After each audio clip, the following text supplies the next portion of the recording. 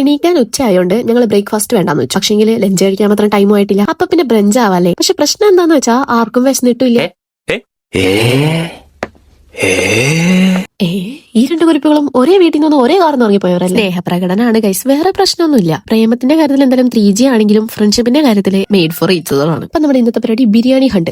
നമ്മൾ ആദ്യം പോയത് കായ്സിലോട്ടാണ്. പ്രത്യേകിച്ച് പറയണ്ടല്ലോ, കൊച്ചി ബിരിയാണി കഴിക്കണമെങ്കിൽ ഇങ്ങോട്ട് വന്നാൽ മതി എന്നാ പറയാം. ഒരു മട്ടൻ ബിരിയാണിയും ചിക്കൻ ബിരിയാണിയും പറഞ്ഞു. ചിക്കൻ ബിരിയാണി പണ്ട് കഴിച്ച അത്രയായിരുന്നു, പക്ഷെ മട്ടൻ ബിരിയാണി അത്യാവശ്യം നന്നായിരുന്നു. ആടുന്ന് ഞങ്ങൾ നേരെ പോയത് പണ്ടാരസിലോട്ടാണ്. ഇവിടെ ഞാൻ ആദ്യമായിട്ടാണ് വരുന്നത്. ഇതും കൊച്ചിയിലെ പ്രസിദ്ധമായ മറ്റൊരു ബിരിയാണി സ്പോട്ടാണ്. വീണ്ടും ഞങ്ങളൊരു ചിക്കൻ ബിരിയാണിയും പിന്നെ ബീഫ് ബിരിയാണിയും പറഞ്ഞു. എന്തോ എനിക്ക് അത്ര അടിപൊളിയായിട്ട് തോന്നി, പക്ഷെ മീറ്റ് നല്ല വെൽ കുക്ക്ഡ് ആൻഡ് ടേസ്റ്റി ആയിരുന്നു. എന്റെ ഫേസ് ഇത്ര വിജൃംഭിച്ചത് വേറൊന്നും കൊണ്ടല്ല, പീരീഡ്സിന്റെ പെയിൻ ഉണ്ടായിരുന്നു. ഇതാണ് നമ്മൾ അടുത്ത സ്പോട്ട്. 365 ദിവസം അവക്കാഡോ ഷേക്ക് കിട്ടുന്ന റിനു സ്കൂൾ ബാർ. ആർക്കും വിശപ്പില്ലാന്ന് പറഞ്ഞിട്ടാണ് ഇത്രയും കഴിച്ചു. ഇനി എങ്ങാനും നല്ല വിശപ്പുണ്ടായിരുന്നെങ്കിലും.